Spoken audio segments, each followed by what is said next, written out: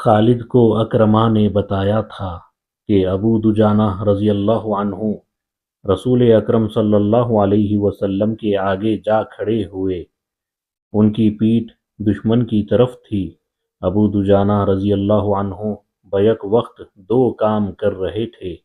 ایک یہ کہ وہ اپنے تیر سعد بن ابی وقاص کو دیتے جا رہے تھے اور سعد بڑی تیزی سے تیر چلا رہے تھے۔ اس کے ساتھ ہی ابو دجانہ رضی اللہ عنہ رسول اکرم صلی اللہ علیہ وسلم کو تیروں سے بچانے کی کوشش کر رہے تھے۔ تیروں اور پتھروں کی بارش میں کوئی نہ دیکھ سکا کہ ابو دجانہ رضی اللہ عنہ کس حال میں ہیں۔ جب ابو دجانہ رضی اللہ عنہ گر پڑے تو اس وقت دیکھا کہ ان کی پیٹھ میں اتنے تیر اتر گئے تھے کہ ان کی پیٹھ خار پشت کی پیٹھ لگتی تھی۔ رسول اکرم صلی اللہ علیہ وسلم کو بچانے کے لیے آپ صلی اللہ علیہ وسلم کے کئی ساتھیوں نے جان دے دی، لیکن اکرمہ اور اس کے گھوڑ سواروں اور پیادوں پر اتنی دہشت طاری ہو چکی تھی کہ وہ پیچھے ہٹ گئے۔ قریش تھک بھی گئے تھے۔ رسول کریم صلی اللہ علیہ وسلم نے اپنے ساتھیوں کا جائزہ لیا۔ ہر طرف خون ہی خون تھا، لیکن زخمیوں کو اٹھانے اور مرہم پٹی کرنے کا موقع نہ تھا۔ دشمن ایک اور ہلہ بولنے کے لیے پیچھے ہٹا تھا۔ مجھے قریش کے ایک آدمی کا انتظار ہے۔ کون ہے وہ یا رسول اللہ؟ آپ صلی اللہ علیہ وسلم کے ایک صحابی نے پوچھا۔ کیا وہ ہماری مدد کو آ رہا ہے؟ نہیں، آپ صلی اللہ علیہ وسلم نے فرمایا، وہ مجھے قتل کرنے آئے گا۔ اسے اب تک آ جانا چاہیے تھا، لیکن وہ ہے کون؟ ابی بن خلف، آپ صلی اللہ علیہ وسلم نے فرمایا۔ ابی بن خلف رسول اکرم صلی اللہ علیہ وسلم کے کٹر مخالفین میں سے تھا۔ وہ مدینے کا رہنے والا تھا۔ اسے جب پتہ چلا کہ رسول اللہ صلی اللہ علیہ وسلم نے نبوت کا دعویٰ کیا ہے تو ایک روز وہ آپ صلی اللہ علیہ وسلم کے پاس آیا اور اس نے آپ کا مذاق اڑایا۔ آپ صلی اللہ علیہ وسلم نے تحمل اور بردباری سے اسے اسلام قبول کرنے کی دعوت دی۔ کیا تم مجھے اتنا کمزور سمجھتے ہو کہ میں تمہارے اس بے بنیاد عقیدے کو قبول کر لوں گا؟ ابی بن خلف نے گستاخانہ لہجے میں کہا تھا، میری بات غور سے سن لے محمد، کسی روز میرا گھوڑا دیکھ لینا، اسے میں اس وقت کے لیے موٹا تازہ کر رہا ہوں جب تم قریش کو پھر کبھی جنگ کے لیے للکارو گے۔ اب بدر کے خواب دیکھنے چھوڑ دو، میں اسی گھوڑے پر سوار ہوں گا اور تم مجھے میدان جنگ میں اپنے سامنے دیکھو گے، اور میں اپنے دیوتاؤں کی قسم کھا کر کہتا ہوں کہ تمہیں اپنے ہاتھوں قتل کروں گا۔ ابی، رسول خدا نے مسکرا کر کہا، زندگی اور موت اس اللہ کے اختیار میں ہے جس نے مجھے نبوت عطا فرمائی ہے اور مجھے گمراہ لوگوں کو سیدھے راستے پر لانے کا فرض سونپا ہے۔ ایسی بات منہ سے نہ نکالو جسے میرے اللہ کے سوا کوئی بھی پورا نہ کر سکے۔ یوں بھی تو ہو سکتا ہے کہ تم مجھے قتل کرنے آؤ اور تم میرے ہی ہاتھوں قتل ہو جاؤ۔ ابی بن خلف رسول اللہ کی اس بات پر طنزیہ ہنسی ہنس پڑا اور ہنستا ہوا چلا گیا۔ اب احد کے معرکے میں رسول خدا کو ابی بن خلف یاد آ گیا۔ جوں ہی آپ صلی اللہ علیہ وسلم نے اس کا نام لیا تو دور سے ایک گھوڑا سرپٹ دوڑتا آیا۔ سب نے ادھر دیکھا۔ میرے عزیز ساتھیوں، رسول اکرم صلی اللہ علیہ وسلم نے اپنے ساتھیوں سے کہا، مجھے کچھ ایسے لگ رہا ہے جیسے یہ سوار جو ہماری طرف بڑھتا آ رہا ہے ابی ہی ہوگا۔ اگر وہ ابی ہی ہو تو اسے روکنا نہیں، اسے میرے سامنے اور میرے قریب آنے دینا۔ مورخین واقدی، مغازی اور ابن حشام نے لکھا ہے کہ وہ سوار ابی بن خلف ہی تھا۔ اس نے للکار کر کہا، سنبھل جا محمد، ابی آ گیا ہے، یہ دیکھ میں اسی گھوڑے پر سوار ہوں جو تجھے دکھایا تھا۔ یا رسول اللہ صلی اللہ علیہ وسلم کے ساتھیوں میں سے 3-4 نے آگے آ کر کہا، ہمیں اجازت دیں کہ اسے آپ کے قریب آنے تک ختم کر دیں۔ نہیں، رسول اکرم نے کہا، اسے آنے دو، میرے قریب آنے دو، اسے راستہ دے دو۔ رسول کریم صلی اللہ علیہ وسلم کے سر پر زنجیروں والی خود تھی۔ اس کی زنجیریں آپ صلی اللہ علیہ وسلم کے چہرے کے آگے اور دائیں بائیں لٹک رہی تھی۔ آپ صلی اللہ علیہ وسلم کے ہاتھ میں برچھی تھی اور تلوار نیام میں تھی۔ ابی کا گھوڑا قریب آ گیا تھا۔ آگے آ جا ابی، رسول خدا صلی اللہ علیہ وسلم نے للکار کر کہا، میرے سوا تیرے ساتھ کوئی نہیں لڑے گا۔ ابی بن خلف نے اپنا گھوڑا قریب آ کر روکا اور طنزیہ قہقہے لگایا۔ اسے شاید پورا یقین تھا کہ وہ آپ صلی اللہ علیہ وسلم کو قتل کر دے گا۔ اس کی تلوار بھی نیام میں تھی۔ آپ صلی اللہ علیہ وسلم اس کے قریب چلے گئے۔ وہ بڑے طاقتور گھوڑے پر تھا اور آپ صلی اللہ علیہ وسلم زمین پر۔ اس نے ابھی تلوار نکالی ہی تھی کہ آپ صلی اللہ علیہ وسلم نے آگے بڑھ کر اور اچھل کر اس پر برچھی کا وار کیا۔ وہ وار بچانے کے لیے ایک طرف کو جھک گیا، لیکن وار خالی نہ گیا۔ آپ صلی اللہ علیہ وسلم کی برچھی کی انی اس کے دائیں کندھے پر ہنسلی کی ہڈی سے نیچے لگی۔ وہ گھوڑے سے گر پڑا اور اس کی پسلی ٹوٹ گئی۔ مورخ لکھتے ہیں کہ رسول خدا کا وار اتنا کاری نہ تھا کہ ابی جیسا قوی ہیکل آدمی اٹھ نہ سکتا۔ رسول خدا اس پر دوسرا وار کرنے کو دوڑے۔ وہ گھوڑے کے دوسری طرف گرا تھا۔ اس پر شاید دہشت طاری ہو گئی تھی یا آپ صلی اللہ علیہ وسلم کا وار اس کے لیے غیر متوقع تھا۔ وہ اٹھا اور اپنا گھوڑا وہیں چھوڑ کر بھاگ گیا۔ وہ چلاتا جا رہا تھا، محمد نے مجھے قتل کر دیا ہے، اے اہل قریش، محمد نے مجھے قتل کر ڈالا ہے۔ قریش کے کچھ آدمیوں نے اس کے زخم دیکھے تو اسے تسلی دی کہ اسے کسی نے قتل نہیں کیا، زخم بالکل معمولی ہے، لیکن اس پر نہ جانے کیسی کیفیت طاری ہو گئی تھی کہ اس کی زبان سے یہی الفاظ نکلتے تھے، میں زندہ نہیں رہوں گا، محمد نے مجھے کہا تھا کہ میں اس کے ہاتھوں قتل ہو جاؤں گا۔ مورخ ابن حشام نے یہاں تک لکھا ہے کہ ابی نے یہ الفاظ بھی کہے تھے، اگر محمد مجھ پر صرف تھوک دیتا تو بھی میں زندہ نہ رہ سکتا۔ جب احد کا معرکہ ختم ہو گیا تو ابی قریش کے ساتھ مکہ کو روانہ ہوا۔ راستے میں انہوں نے پڑاؤ کیا تو ابی مر گیا۔ خالد کو آج 4 برس بعد وہ وقت کل کی بات کی طرح یاد آ رہا تھا۔ اسے یقین تھا کہ مسلمانوں کو اہل قریش کچل کر رکھ دیں گے، لیکن مسلمان جس طرح جانیں قربان کر رہے تھے اس نے خالد کو پریشان کر دیا۔ یوں لگتا تھا جیسے مسلمان پیادوں سے قریش کے گھوڑے بھی خوف زدہ ہیں۔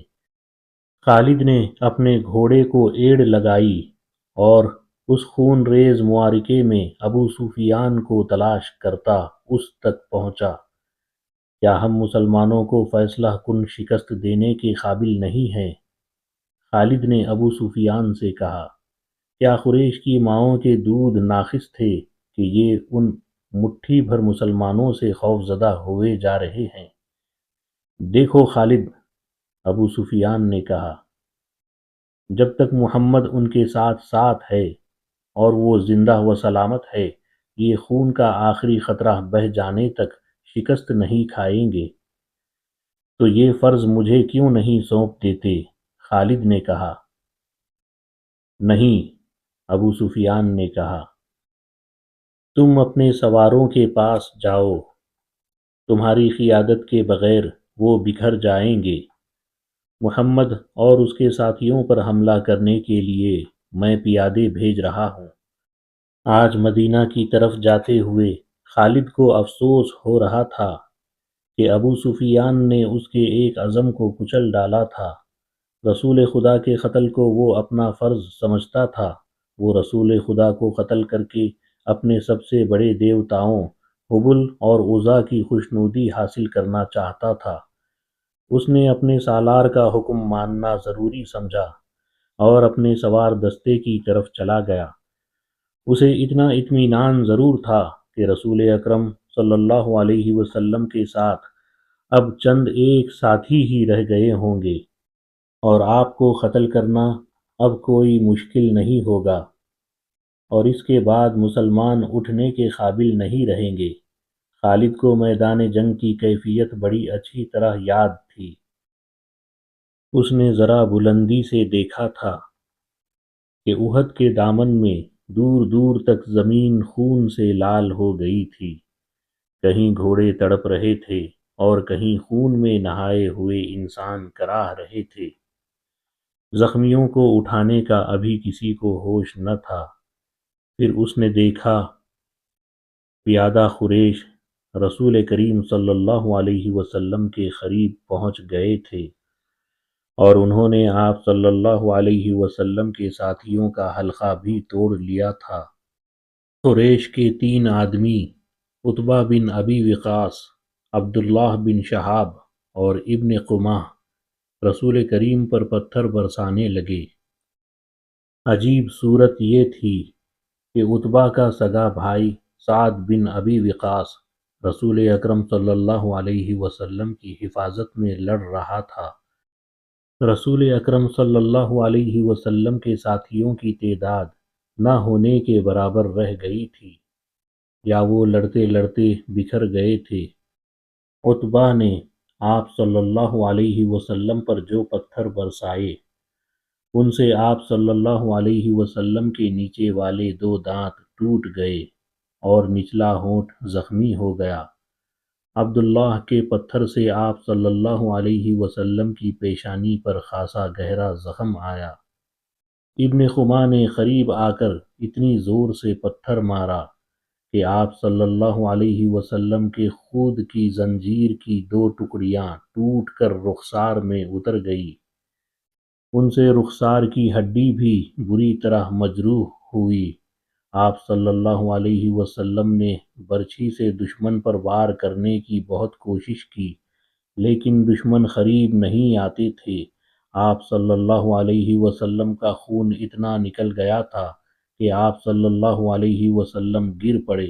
اس وقت آپ صلی اللہ علیہ وسلم کے ایک صحابی طلحہ رضی اللہ عنہ نے، جو قریش کے دوسرے آدمیوں کے ساتھ لڑ رہے تھے، دیکھ لیا اور دوڑتے ہوئے آپ صلی اللہ علیہ وسلم تک پہنچے۔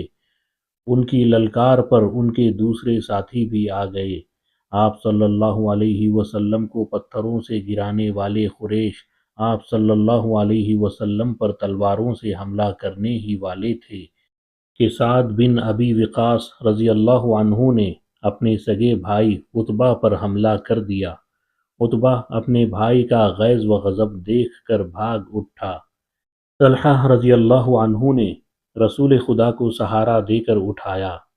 آپ صلی اللہ علیہ وسلم پوری طرح ہوش میں تھے۔ اس دوران آپ صلی اللہ علیہ وسلم کے ساتھیوں نے ان آدمیوں کو بھگا دیا تھا جنہوں نے رسول کریم پر حملہ کیا تھا۔ مورخ لکھتے ہیں کہ سعد بن ابی وقاص پر قابو پانا مشکل ہو رہا تھا۔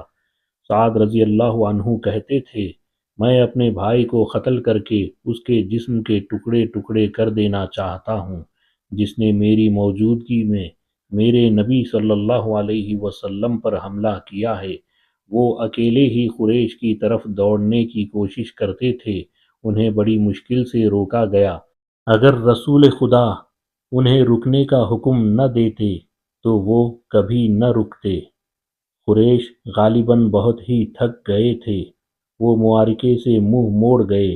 تب رسول اکرم صلی اللہ علیہ وسلم کے ساتھیوں نے آپ صلی اللہ علیہ وسلم کے زخموں کی طرف توجہ دی۔ جو خواتین آپ صلی اللہ علیہ وسلم کے ساتھ تھیں، انہوں نے آپ صلی اللہ علیہ وسلم کو پانی پلایا، کپڑوں سے زخم صاف کیے۔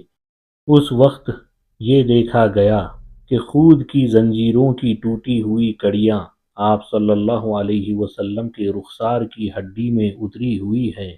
ایک صحابی ابو عبیدہ رضی اللہ عنہ، جو عرب کے ایک مشہور جراح کے فرزند تھے، آگے بڑھے اور آپ صلی اللہ علیہ وسلم کے رخساروں سے کڑیاں نکالنے لگے، لیکن ہاتھوں سے کڑیاں نہ نکلی۔ آخر ابو عبیدہ رضی اللہ عنہ نے دانتوں کی مدد سے ایک کڑی نکال لی۔ جب دوسری کڑی نکالی تو کڑی تو نکل آئی، لیکن ابو عبیدہ رضی اللہ عنہ کے سامنے کے 2 دانت ٹوٹ گئے۔ اس کے بعد لوگوں نے ابو عبیدہ کو الاسرم کہنا شروع کر دیا، جس کا مطلب ہے وہ آدمی جس کے سامنے والے دانت نہ ہو۔ پھر وہ اسی نام سے مشہور ہو گئے۔ ام ایمن، جو رسول اکرم صلی اللہ علیہ وسلم کے بچپن میں آپ صلی اللہ علیہ وسلم کی دایہ رہ چکی تھی، آپ صلی اللہ علیہ وسلم پر جھکی ہوئی تھی، اس وقت تک آپ کی طبیعت سنبھل چکی تھی۔ اچانک ایک تیر ام ایمن کی پیٹھ میں اتر گیا اور اس کے ساتھ ہی دور سے ایک قہقہہ سنائی دیا۔ سب نے ادھر دیکھا تو قریش کا ایک آدمی حبان بن العرقہ دور کھڑا ہنس رہا تھا۔ اس کے ہاتھ میں کمان تھی، یہ تیر اسی نے چلایا تھا۔ وہ ہنستا ہوا پیچھے کو مڑا۔ رسول خدا صلی اللہ علیہ وسلم نے ایک تیر سعد بن وقاص کو دے کر کہا کہ یہ شخص یہاں سے تیر لے کر ہی واپس جائے۔ سعد رضی اللہ عنہ نے، جو تمام قبائل میں تیر اندازی میں خصوصی شہرت رکھتے تھے، کمان میں تیر ڈال کر حبان پر چلایا۔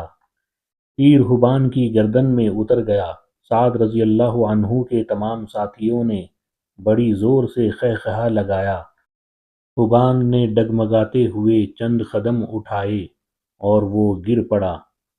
آج خالد جب مدینہ کی طرف بڑھتا جا رہا تھا اور احد کی پہاڑی افق سے اوپر ہی اوپر اٹھتی آ رہی تھی، اسے اپنے کچھ ساتھی یاد آنے لگے۔